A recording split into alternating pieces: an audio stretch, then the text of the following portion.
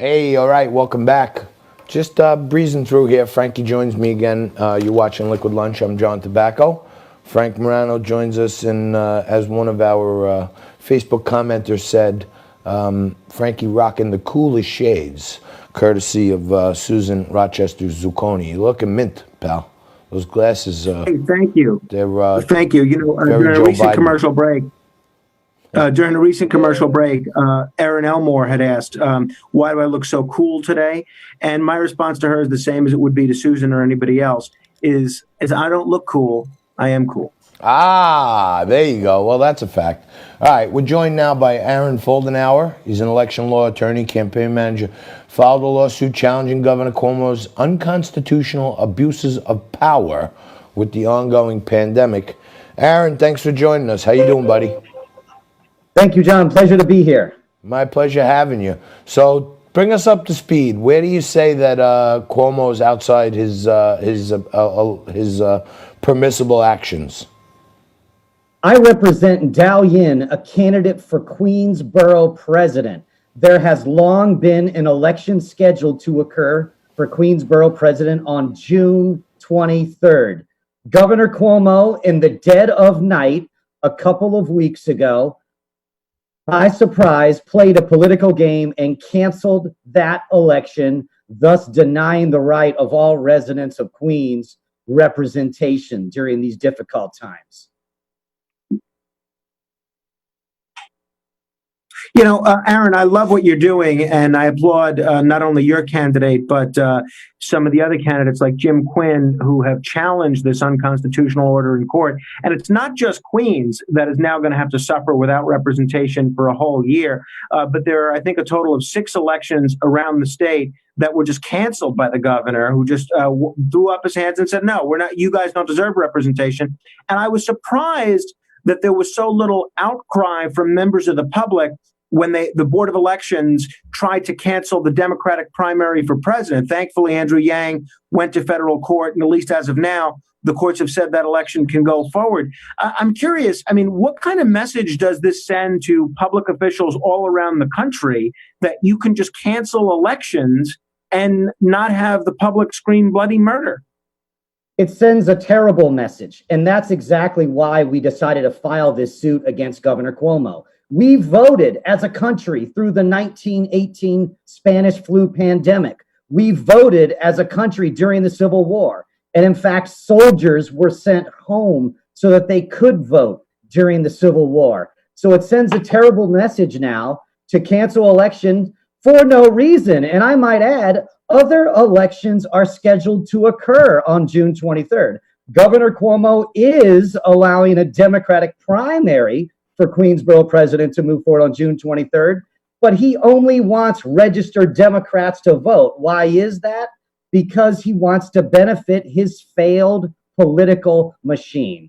This is not the time to play politics with the residents of Queens. Queens has 2.3 million people living in that great borough, and Queens has been racked by this coronavirus outbreak. It's been the hardest hit county in the country with coronavirus, with over 50,000 confirmed cases. So the citizens of New York deserve better, the citizens of Queens deserve better, and all of us deserve better. This would set a terrible precedent moving forward. Aaron. So what's the status of the case? When is it going to be heard? When do you anticipate a decision? We have a court hearing scheduled tomorrow before a judge in Queens. We expect an expedited ruling by next week, and then we'll go from there. Meanwhile, as you say, the Andrew Yang lawsuit is still proceeding. And the thing about the Andrew Yang lawsuit is that Andrew Yang had actually dropped out of the race. So there was a little more of a factual basis to arguably cancel that election. But here we have candidates who have not dropped out of the race to represent the citizens of Queens. We have candidates who are in the race, who've raised money, and they deserve to run. And people want to vote and have their right to be heard. No doubt. Hey, Aaron, I don't know if this is for you to weigh in on, but I would love to get at least your legal thoughts on it. News today that AOC gets thrown off the Working Families Party line in New York. She needed 15 signatures, and she only came up with 13. she's supposed to be the hero of the working man, and the working families can't even get her 15 signatures. Yeah, it's an interesting sideshow. I don't know if that will actually impact the election. The bottom line is she was required to get those signatures, and I represent a number of clients as an election lawyer. What I tell my clients is get out there on day one and start gathering signatures. So obviously AOC and or her campaign were asleep at the switch. She is still on the ballot in the Democratic primary. But it definitely was an interesting development that I woke up to this morning. Yeah, I thought it was pretty powerful that, you know, you have a party here in New York, which we all know with fusion voting, it's kind of the leftist of left or lefter wing than the Democratic Party. And for her to not even be able to secure 15 signatures, it might, you know, when you say you don't know how much consequence it'll be, we're trying to get Michelle Caruso Cabrera on this show to talk about this development, but you know, she's got an actual opponent in a primary, and if she has another line like working families, she's got some leverage. Not having that, you know, if she loses the primary, she could be off the stage. Right, there are a lot of contenders in that race. You know, I do wish all of them well. I believe that each one's trying to make a difference. But it's going to be an interesting race to watch. A lot of money has come in to the challenger, to AOC's challengers. So it's going to be interesting to follow. And of course, AOC, part of her district is in Queens.